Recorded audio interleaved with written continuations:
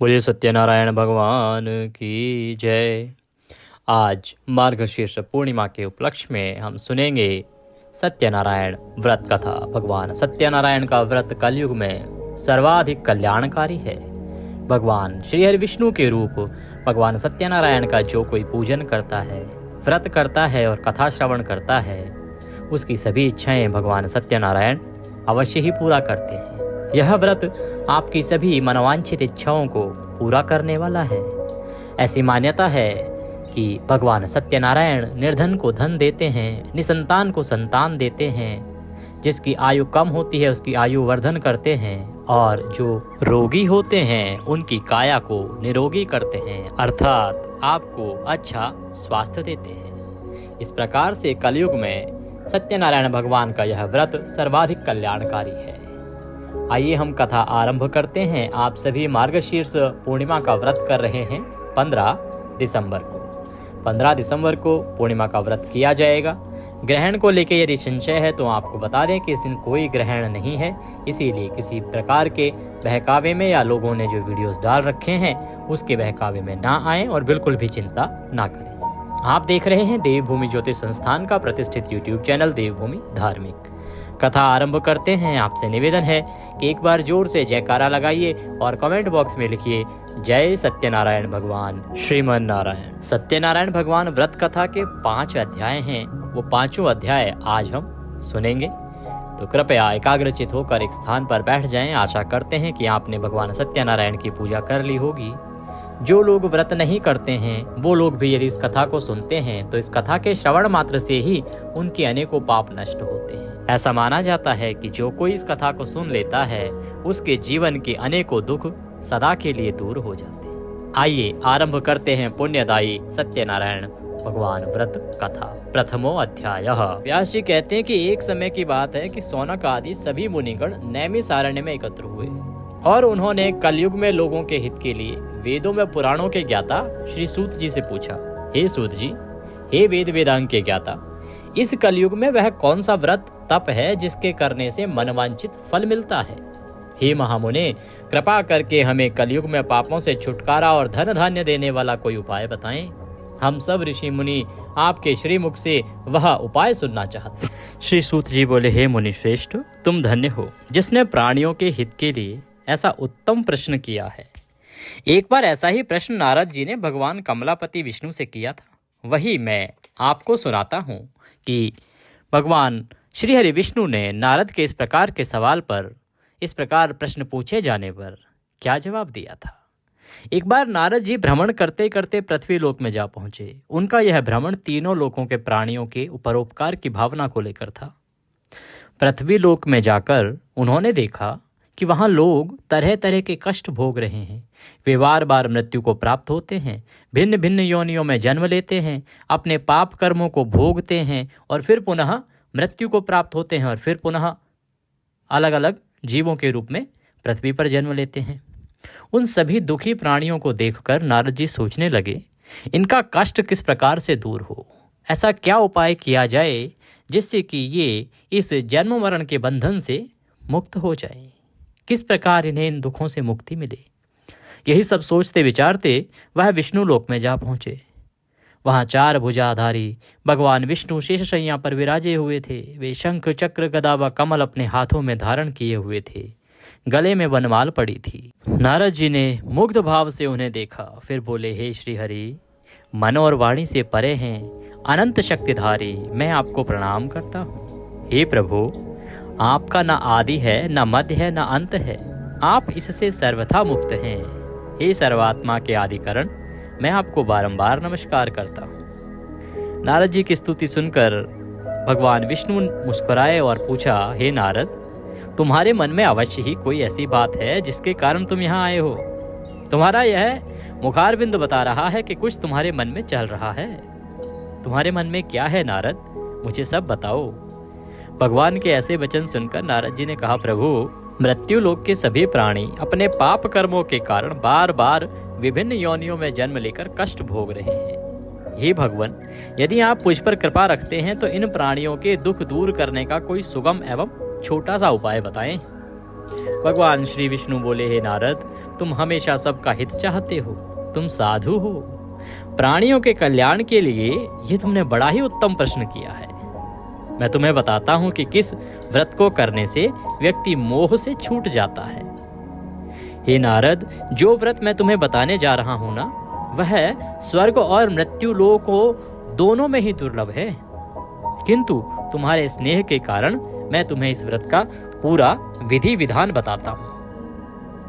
हे नारद, भगवान सत्यनारायण का विधि पूर्वक व्रत करने से तत्काल ही सुख प्राप्त होता है और अंत में प्राणी मोक्ष का अधिकारी हो जाता है। श्री विष्णु के मुख से ऐसी प्रीति युक्त वचन सुनकर नारद जी ने पूछा, प्रभु, इस व्रत के करने से क्या फल प्राप्त होता है? इसकी विधि और समय क्या है तथा इसे पहले किस किस ने किया है? कृपा करके यह सब भी मुझे विस्तार पूर्वक बताएं। भगवान श्री विष्णु ने कहा, हे नारद, यह व्रत दुख और शोक को दूर करने वाला है। इससे धन धान्य में वृद्धि होती है, सौभाग्य व संतान की प्राप्ति होती है। प्राणी को चारों दिशाओं में विजय श्री दिलाने वाले इस व्रत को व्यक्ति किसी भी दिन पूर्ण श्रद्धा व भक्ति से कर सकता है। सायंकाल धर्म में पूरी आस्था रखते हुए बंधु बांधवों सहित किसी ब्राह्मण के सहयोग से भगवान श्री सत्यनारायण जी का पूजन करना चाहिए। सवाया प्रसाद बनाना चाहिए। प्रसाद में केले का फल, घी, दूध व गेहूं का आटा लेना चाहिए। यदि गेहूं का आटा उपलब्ध ना हो तो चावल का आटा ले सकते हैं। उसमें शक्कर के स्थान पर गुड़ मिला लें। यह सब मिलाकर सवाया नैवेद्य बनाकर भगवान को अर्पित करें। इसके बाद कथा सुनकर भगवान का प्रसाद ग्रहण करें तथा ब्राह्मणों को दक्षिणा देनी चाहिए। बंधु बांधवों सहित ब्राह्मणों को भोजन कराकर स्वयं भी भोजन करना चाहिए। प्रसाद आदि ग्रहण करने के बाद भजन कीर्तन आदि करना चाहिए। फिर भगवान सत्यनारायण का स्मरण करते हुए सभी बंधु बांधवों को अपने घरों को प्रस्थान करना चाहिए। इस प्रकार जो भी भगवान श्री सत्यनारायण जी का व्रत करता है, पूजन करता है, उसकी सभी मनोकामनाएं अवश्य ही पूरी होती हैं। इस कलयुग में दुख एवं दरिद्रता से छुटकारा पाने का इससे छोटा और सरल कोई उपाय नहीं है नारद। इति स्कंद पुराणे रेवाखंडे सत्यनारायण व्रत कथायां प्रथमो अध्याय संपूर्णः। बोले सत्यनारायण भगवान की जय। श्रीमन्नारायण नारायण नारायण, लक्ष्मी नारायण नारायण नारायण। द्वितीय अध्याय आरंभ करते हैं। तो सूत जी बोले, हे मुनीश्वर, पहले इस व्रत को किस किस ने किया, अब मैं तुम्हें इस विषय के बारे में बताता हूँ। सुनिए। बहुत ही रमणीय स्थल है काशीपुरी, और काशीपुरी में एक बड़ा ही निर्धन ब्राह्मण रहता था। वह भूख प्यास से दुखी यहाँ वहां भटककर भिक्षा मांगकर अपना पेट भरता था। इस ब्राह्मण को दुखी देखकर ब्राह्मणों से प्यार करने वाले भगवान विष्णु बड़े ही व्यथित हुए। फिर एक दिन वे बूढ़े ब्राह्मण का वेश धारण करके पृथ्वी पर आकर उस ब्राह्मण से बोले, हे विप्र, तुम इतने दुखी होकर इस पृथ्वी पर क्यों भटक रहे हो? कृपा करके मुझको अपनी विपदा बताओ। ब्राह्मण बोला, हे बंधु, मैं अत्यंत ही निर्धन और दुखी हूँ। क्या आप इस निर्धनता से मुक्त होने का कोई उपाय जानते हैं? यदि जानते हैं तो कृपा करके मुझको बताएं। मैं वह उपाय अवश्य ही करूंगा ताकि मुझे इस कष्टपूर्ण जीवन से मुक्ति मिल सके। बूढ़े ब्राह्मण ने कहा, सत्यनारायण स्वरूप भगवान विष्णु सबको मनचाहा फल देने वाले हैं। अतः हे विप्र, तुम उन्हीं का उत्तम व्रत व पूजन करो। भगवान सत्यनारायण का व्रत व पूजन करने से मनुष्य के सब दुख दूर हो जाते हैं। हे भगवान, गरीब ब्राह्मण ने कहा, कृपया मुझे इस व्रत का विधि विधान बताएं। आपके अनुसार मैं उत्तम फल प्रदान करने वाले इस व्रत को अवश्य ही करूंगा। इस प्रकार से वह ब्राह्मण बोला। तो बूढ़े ब्राह्मण वेशधारी भगवान विष्णु ने उसे सत्यदेव भगवान के व्रत पूजन का विधान बताया और अंतर्ध्यान हो गए। निर्धन ब्राह्मण ने मन ही मन में संकल्प लिया कि वह बूढ़े ब्राह्मण द्वारा बताया गया व्रत अवश्य ही करेगा। इन्हीं विचारों के कारण उसे रात भर नींद नहीं आई। दूसरे दिन जब वो भिक्षा के लिए निकला तो इस संकल्प के साथ भिक्षाटन के लिए निकला कि आज जो कुछ भी भिक्षा में मिलेगा उससे मैं सत्यनारायण भगवान का व्रत व पूजन करूंगा। उस दिन उसे प्रभु कृपा से भिक्षा में काफी द्रव्य प्राप्त हुआ। उसी से ब्राह्मण ने अपने बंधु बांधवों सहित श्री सत्यनारायण भगवान का व्रत किया। व्रत के प्रभाव और भगवान सत्यदेव की कृपा से वह संपत्तिवान हो गया। तब से उस ब्राह्मण ने प्रति माह व्रत रखना आरंभ कर दिया और अंत में सब पापों से मुक्त होकर मोक्ष को प्राप्त हुआ। हे विप्रो, इस प्रकार पृथ्वी पर जो कोई श्रद्धा पूर्वक इस व्रत को करेगा उसके सभी दुख दूर होंगे। श्रीमन नारायण जी ने यही वचन नारद जी से कहे थे। अब आप लोग बताइए कि और क्या जानने की इच्छा रखते हैं। तब ऋषिगणों ने पूछा, हे सूत जी, अब यह बताएं कि आगे चलकर ब्राह्मण के बाद किस किस ने इस व्रत को किया, यह जानने की हमारी प्रबल इच्छा है। श्री सूत जी बोले, उस ब्राह्मण से सुनकर आगे यह व्रत किन किन लोगों ने किया यह भी ध्यान पूर्वक सुनो। वह ब्राह्मण धन धान्य से भरपूर होकर एक बार व्रत कर रहा था। एक दिन एक लकड़हारा वहां आ गया। लकड़ी का बोझ बाहर रखकर वह प्यास बुझाने के उद्देश्य से ब्राह्मण के घर में गया। वहां उसने देखा कि ब्राह्मण अपने बंधु बांधवों सहित भगवान सत्यनारायण का व्रत व पूजन कर रहा है।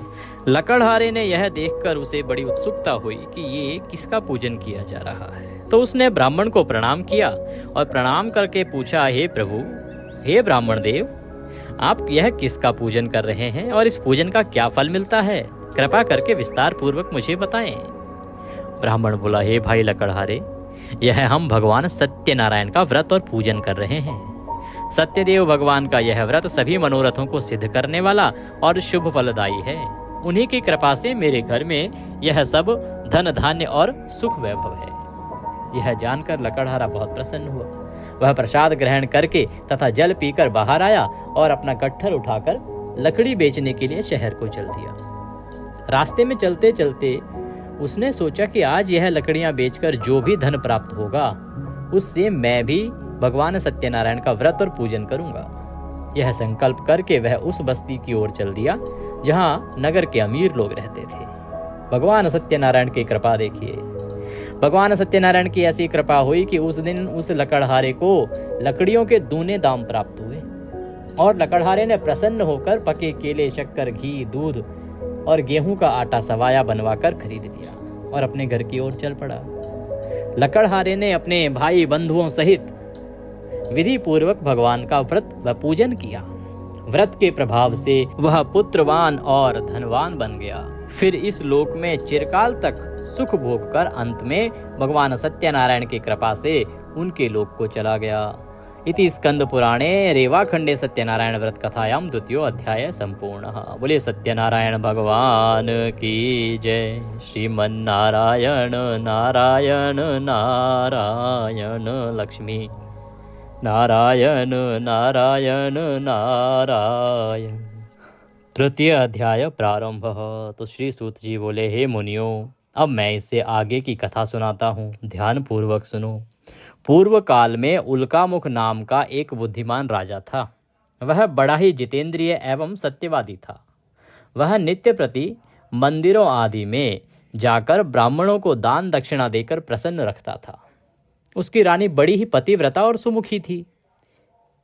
एक बार वे राजा रानी भद्रशिला नदी के तट पर भगवान सत्यनारायण का व्रत कर रहे थे। उसी समय साधु नामक एक वैश्य धन धान्य से भरी अपनी नौका लेकर वहां पहुंचा। साधु वैश्य ने नाव को किनारे पर लगाकर व्रत पूजन में व्यस्त राजा रानी को देखा।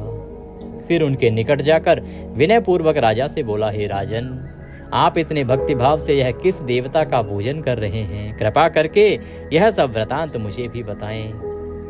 राजा उसकी विनय सुनकर बोला, हे वैश्य, हम अपने बंधु बांधवों सहित विष्णु भगवान जैसे तेजस्वी भगवान श्री सत्यनारायण जी का व्रत व पूजन कर रहे हैं। यह सब हम पुत्र आदि की प्राप्ति के लिए कर रहे हैं। राजा की बात सुनकर साधु बोला, महाराज, आप कृपा करके मुझे इस व्रत के संबंध में सारा विधान बताएं ताकि मैं भी यह व्रत कर सकूं। मेरी भी कोई संतान नहीं है।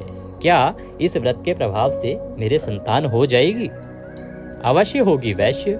भगवान सत्यदेव किसी को कभी निराश नहीं करते। यह कहकर राजा ने उसे व्रत से संबंधित पूरी विधि विधान बता दिया। सब कुछ जान लेने के बाद वैश्य खुशी खुशी अपने नगर को चल दिया। घर पहुंचकर उसने अपनी पत्नी लीलावती को सब कुछ बताया। फिर बोला, यदि हमारे घर संतान हुई तो हम भी भगवान सत्यनारायण का व्रत व पूजन करेंगे। उसकी पत्नी यह सुनकर बहुत प्रसन्न हुई। इस प्रकार दिन गुजरने लगे और प्रभु की कृपा देखी कि कुछ समय बाद लीलावती गर्भवती हो गई। 10वें माह में उसने एक कन्या को जन्म दिया। यह कन्या चंद्र की कला की भांति दिनों दिन बढ़ने लगी। इस कन्या का नाम रखा गया कलावती। एक दिन लीलावती ने अपने पति से कहा, स्वामी, आपने कहा था कि जब हमारी संतान उत्पन्न हो जाएगी तब हम भगवान सत्यनारायण का व्रत व पूजन करेंगे। अब आप अपने संकल्प के अनुसार यह कार्य क्यों नहीं करते? तो वैश्य बोला, प्रिय, हम कन्या के विवाह के समय यह व्रत कर लेंगे। इसके बाद वैश्य पुनः अपने काम से दूर दूसरे नगर को चला गया। इधर कन्या भगवान सत्यनारायण की कृपा से तेजी से बढ़ने लगी। एक दिन वैश्य ने अपनी पुत्री को सहेलियों के साथ विचरण करते हुए देखा तो उसे सुधि आई कि कन्या सयानी हो गई है और अब इसका विवाह कर देना चाहिए। अतः पत्नी से विचार विमर्श करके उसने शीघ्र ही कन्या के योग्य वर तलाशने के लिए अपने दूतों को भेज दिया। वैश्य की आज्ञा पाकर दूत सर्वप्रथम सुसंपन्न कांचन नगर को चल दिए। कुछ दिनों बाद वे वहां से एक बड़े ही गुणवान और सुंदर वैश्य पुत्र को अपने साथ ले आए। साधु वैश्य ने अपने बंधु बांधवों सहित उसे देखा और वार्तालाप करके संतुष्ट हो गया। फिर कुछ दिन बाद उसने विधि पूर्वक अपनी कन्या का विवाह उसके साथ कर दिया। लेकिन दुर्भाग्यवश उस समय भी वह भगवान सत्यनारायण जी का व्रत और पूजन करना भूल गया। परिणाम स्वरूप श्री सत्यनारायण भगवान रुष्ट हो गए। इस प्रकार कुछ समय बीत गया। अब वैश्य ने सोचा कि व्यापार के लिए चलना चाहिए। अपने कार्य के प्रति वह सदा ही सचेत रहता था, अतः अपने जामाता को लेकर वह व्यापार के लिए चल दिया। इस बार वह समुद्र के समीप रत्न सागर नामक सुंदर और संपन्न नगर में गया। वहां जाकर वह अपने जामाता के साथ व्यापार में व्यस्त हो गया। इस सुंदर और संपन्न नगर में राजा चंद्रकेतु का राज्य था। उस समय अपनी प्रतिज्ञा से भ्रष्ट हुए वैश्य को भगवान सत्यनारायण ने श्राप दिया, हे वैश्य, तू घोर कष्ट को प्राप्त होगा। एक दिन राजा की संपत्ति चुराकर एक चोर वहां गया जहां पर वैश्य और उसका जामाता सो रहे थे या ठहरे हुए थे। उसके पीछे राजा के सिपाही लगे थे, अतः डर के मारे उस चोर ने राजा का सारा चुराया हुआ धन वहीं छोड़ दिया और वहां से गायब हो गया।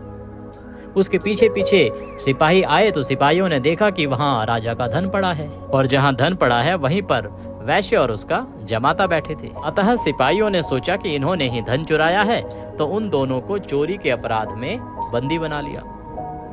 हर्षित होकर सिपाहियों ने जाकर राजा को बताया, महाराज, राजमहल में चोरी करने वाले 2 चोरों को हम पकड़ लाए हैं, आप देख करके आज्ञा दें। भगवान सत्यनारायण की माया देखिए कि राजा ने बिना कुछ देखे भाले और विचार किए ही आज्ञा दी कि उन दोनों को बंदी गृह में डाल दिया जाए।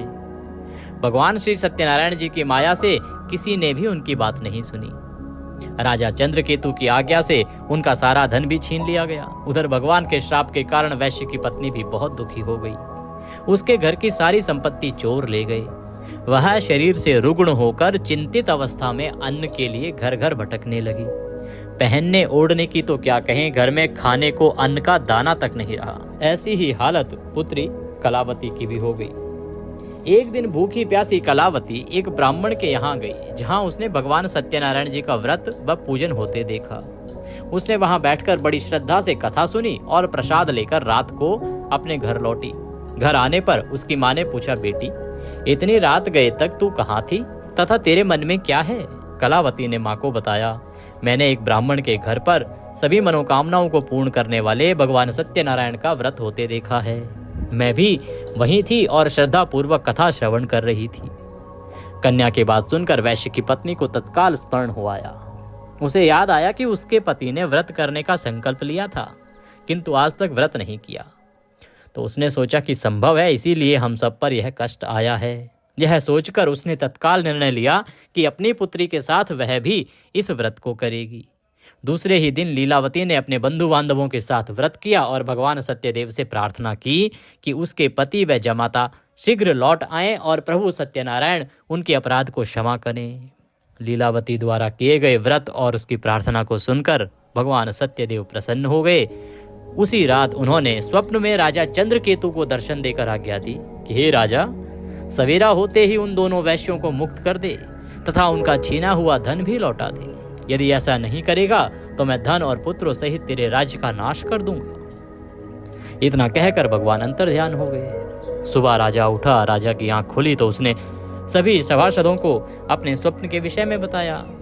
सभी के साथ विचार विमर्श करके आदेश दिया कि चोरी के अपराध में बंधी उन दोनों वैश्यों को तत्काल छोड़ दिया जाए और हमारे समक्ष लाया जाए। सिपाही आदर सहित उन दोनों को राजा के समक्ष ले आए। दोनों ने नम्रता से राजा को नमस्कार किया। वे डर रहे थे कि राजा न जाने आज क्या आज्ञा दे दे, लेकिन उन्हें देखकर बड़े ही आदर भाव से राजा ने कहा, भगवान ने आपको कष्ट दिया है, किंतु अब डरने की कोई बात नहीं। यह कहकर राजा ने बेड़ियां कटवाकर उनकी हजामत वगैरह करवाई और गहनों वस्त्रों से उन्हें अलंकृत कर उनकी प्रशंसा की। उनका जो धन छीना था उससे दुगना धन उन्हें दे करके और उन्हें विदा किया। दोनों ने राजा को प्रणाम किया, धन लेकर खुशी खुशी अपने घर को चल दिए। इति स्कंद पुराणे रेवाखंडे सत्यनारायण व्रत कथायाम तृतीयो अध्याय संपूर्ण। बोले श्री सत्यनारायण भगवान की जय। श्रीमन्नारायण नारायण नारायण, लक्ष्मी नारायण नारायण नारायण, भजमन नारायण नारायण नारायण, श्रीमन्नारायण नारायण नारायण, श्रीमन्नारायण नारायण नारायण। चतुर्थो अध्याय प्रारंभ। तो सूत जी बोले, इस प्रकार साधु नामक वैश्य मंगल स्मरण करके और ब्राह्मणों को दक्षिणा आदि देकर अपने घर को चल दिया। राजा के वहां से दोनों जमाता और वैश्य मुक्त हो गए। तो उसके बाद उन्होंने विचार किया कि अब घर की ओर प्रस्थान किया जाए। तो उन्होंने मंगल स्मरण करके ब्राह्मणों को दक्षिणा आदि दी और वहां से चल दिए। अभी वे कुछ दूरी पर ही चले थे कि भगवान सत्यनारायण ने विचार किया कि इस साधु वैश्य की मनोवृत्ति कैसी हुई है, कुछ बदला है कि नहीं है। इसीलिए इसको जांचने के उद्देश्य से दंडी का वेश धारण किया और दंडी का वेश धारण करके उसके समीप आकर उससे पूछा, हे वैश्य, तेरी नाव में क्या है? धन के मद में चूर वैश्य ने कहा, हे दंडी स्वामी, क्या तुम्हें मुद्रा चाहिए? अरे मेरी नाव में तो बेलपत्र भरे हैं।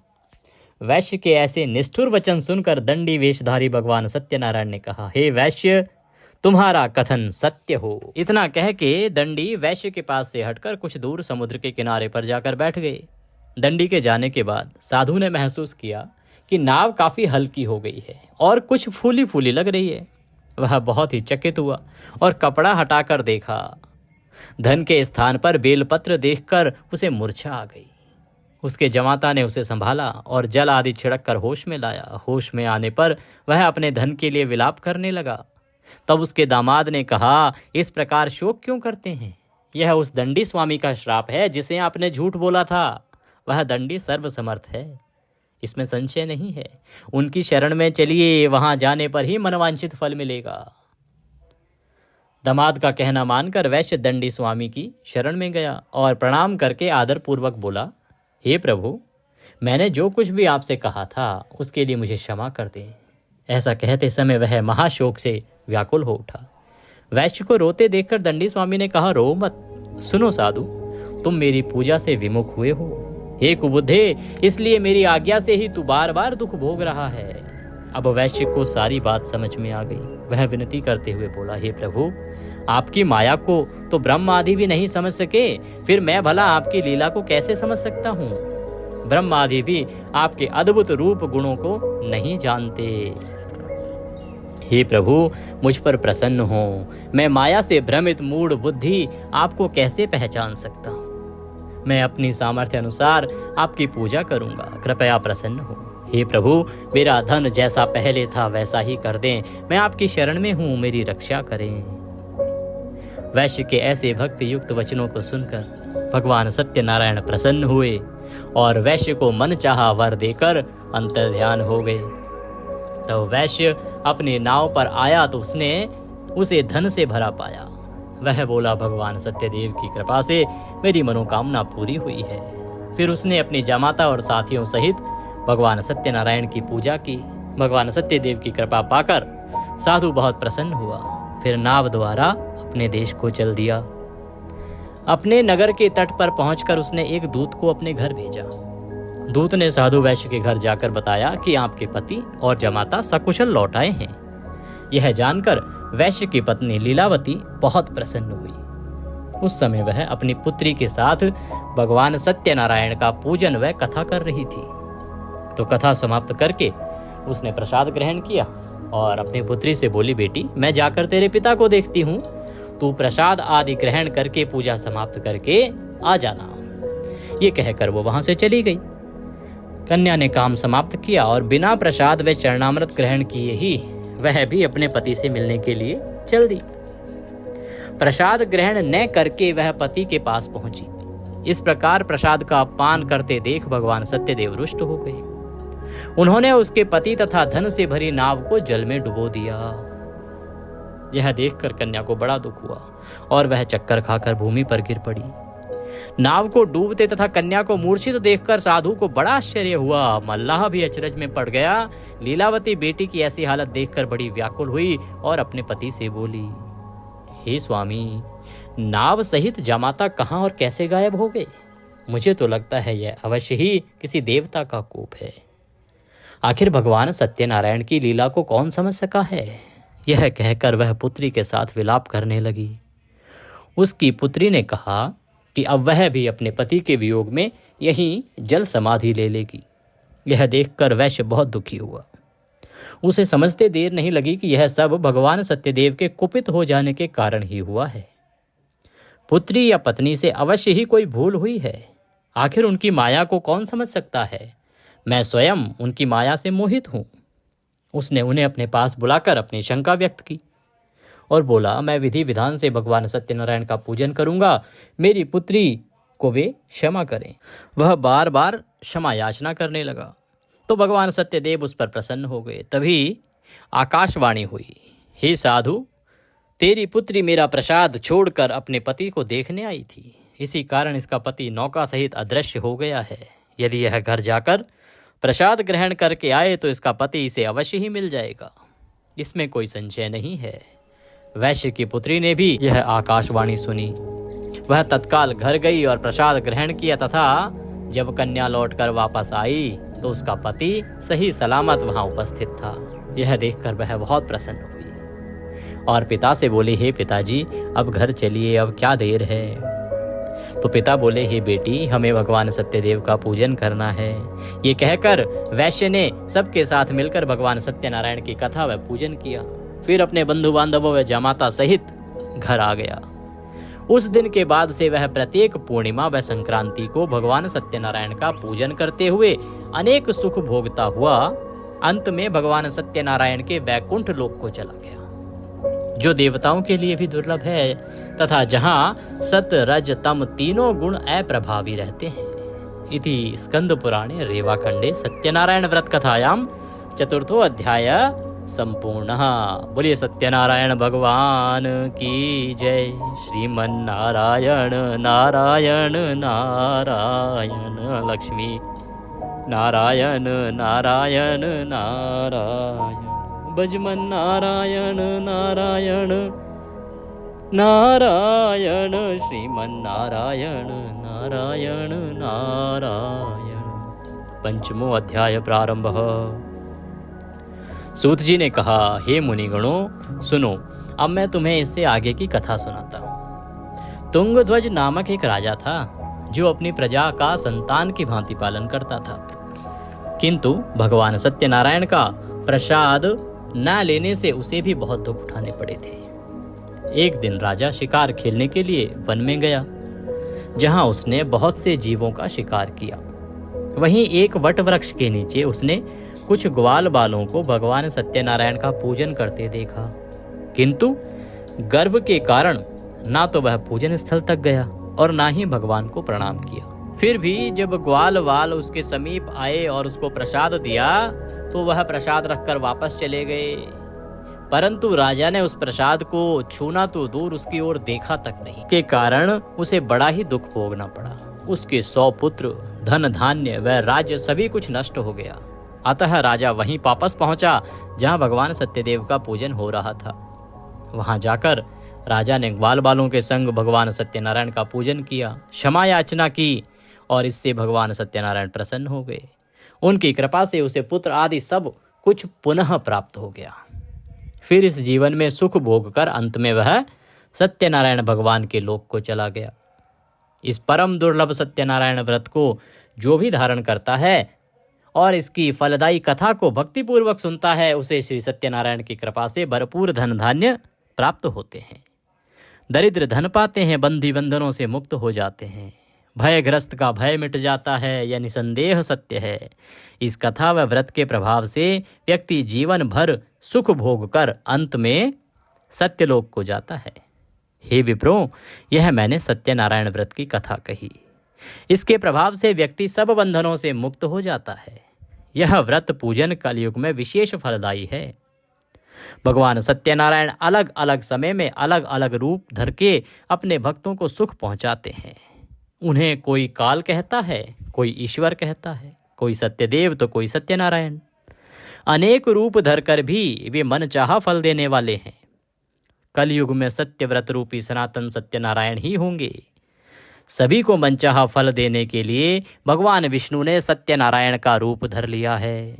हे मुनिगणों, जो इस कथा का नित्य पाठ करेंगे अथवा सुनेंगे, श्री सत्यनारायण की कृपा से उनके समस्त पाप नष्ट हो जाएंगे। श्री सूत जी बोले, हे मुनीश्वरों, जिन्होंने सत्यनारायण का व्रत पहले किया था उनके अगले जन्म की कथा सुनाता हूँ, सुनो। महान बुद्धिमान शतानंद ब्राह्मण सुदामा हुआ और श्री कृष्ण की आराधना करके मोक्ष को प्राप्त हुआ। लकड़ी बेचने वाला जो लकड़हारा था वह भील गुहराज बना और श्री राम जी की सेवा करके मोक्ष का अधिकारी हुआ। राजा उल्कामुख महाराज दशरथ हुए और श्री रंगनाथ की पूजा कर वैकुंठवासी हुए। साधु नामक वैश्य सत्यव्रतधारी मोरध्वज राजा हुआ। वह आधा शरीर आर्य से चीरकर दान देने के कारण मोक्ष को प्राप्त हुआ। राजा तुंगध्वज स्वयंभू मनु हुए। वे सभी को वैष्णव पथ पर लगाकर भागवत बना वैकुंठ को गए। इति श्री स्कंद पुराणे रेवाखंडे सत्यनारायण व्रत कथायां पंचमो अध्याय संपूर्णः। बोले सत्यनारायण भगवान की जय। श्रीमन्नारायण नारायण नारायण, लक्ष्मी नारायण नारायण नारायण। इसी के साथ ये सत्यनारायण व्रत कथा यहाँ पर समाप्त होती है। अब आपको भगवान की आरती करनी है। आरती करके पंजीरी का भोग लगाना है। पंजीरी और आटे की पंजीरी आपने बनाई होगी। आटे की पंजीरी, छोटे छोटे केले के पीस काट लीजिएगा, टुकड़े काट लीजिएगा उसमें, और पंचामृत से तुलसी का पत्ता उसमें रख के भोग लगाइएगा। भोग लगा के पुष्पांजलि अवश्य कीजिएगा। पुष्पांजलि की जाती है पूजा में हुई गलती त्रुटि, जाने अनजाने की गलतियों की क्षमा याचना के लिए। पुष्पांजलि करके अपने दिन को व्यतीत कीजिएगा भगवान के चरणों में मन को लगाते हुए। ब्रह्मचर्य का पालन कीजिएगा। नियमों के अनुसार यदि आप व्रत करते हैं तो अवश्य ही आपको व्रत का पूर्ण फल प्राप्त होता है। व्रत वाले दिन या व्रत के अगले दिन आपको ब्राह्मण को भोजन कराना चाहिए। भोजन ना करा सके तो ब्राह्मण को दक्षिणा अवश्य ही देनी चाहिए। दक्षिणा किस प्रकार से? आप दूध या तो भोजन दान कीजिए, भोजन दान ना कर सके तो दूध का पैकेट ले लीजिए, उस पर दक्षिणा रख के वह ब्राह्मण को दे दीजिए या मंदिर में दे आइए। या फिर आप बिस्किट आदि ले लीजिए कुछ और उस पर दक्षिणा रख के वह मंदिर में दान दे आइए, फल आदि के साथ दक्षिणा दे आइए। परंतु आपको ब्राह्मण को दक्षिणा अवश्य ही देनी चाहिए, दान अवश्य ही करना चाहिए, तभी आपके व्रत का पूर्ण फल प्राप्त होता है। और ब्राह्मण भी योग्य ब्राह्मण कौन? जो ये धर्म कर्म के कार्य करते हैं। क्योंकि जिसके पास आपको अपने पुण्य देने के लिए हैं उसी को दान दीजिए ना। अगर आप किसी ऐसे व्यक्ति को दान देंगे जो पुण्य करता ही नहीं है, जिसकी धार्मिक कार्यों में रुचि ही नहीं है, तो वह आपको आशीर्वाद में क्या देगा? क्योंकि जब आप ब्राह्मण को दान देते हैं तो उसके जो पुण्य कर्म हैं वो आपको मिल जाते हैं। इसलिए ब्राह्मण को दान देने की सलाह दी जाती है। तो आप ब्राह्मण को दान दक्षिणा देके और उसके बाद अपने व्रत को पूर्ण करेंगे। आप दान दक्षिणा आदि देना चाहते हैं तो हमारे अकाउंट डिटेल्स और जानकारी जो है डिस्क्रिप्शन बॉक्स में दी गई है, आप वहां पर भी हमारे नंबर्स पर संपर्क कर सकते हैं और जो चाहें वह भेज सकते हैं। अगर किसी भी प्रकार का कुंडली से संबंधित या जीवन में कोई परेशानी चल रही है, उससे संबंधित कोई भी सवाल आपके पास है, कुछ भी पूछना चाहते हैं, मुहूर्त आदि दिखाना चाहते हैं, तो आप हमारे नंबर्स पर संपर्क कर सकते हैं। आपकी सभी परेशानियों का समाधान किया जाएगा। हमारे कार्यालय से आपको कॉल कर लिया जाएगा और उसके अनुसार आपकी सुविधा अनुसार समय पर बात करके और आपके सभी प्रश्नों के उत्तर प्रदान किए जाएंगे। भगवान सत्यनारायण सभी का कल्याण करें। यह भगवान की कथा है, इसे अधिक से अधिक लोगों तक पहुंचाएं, लाइक अवश्य करें और कमेंट बॉक्स में लिखें जय सत्यनारायण भगवान। भगवान सत्यनारायण अवश्य प्रसन्न होंगे और उनके आशीर्वाद से आपका व्रत अवश्य ही सफल होगा। जय श्री सत्यनारायण भगवान।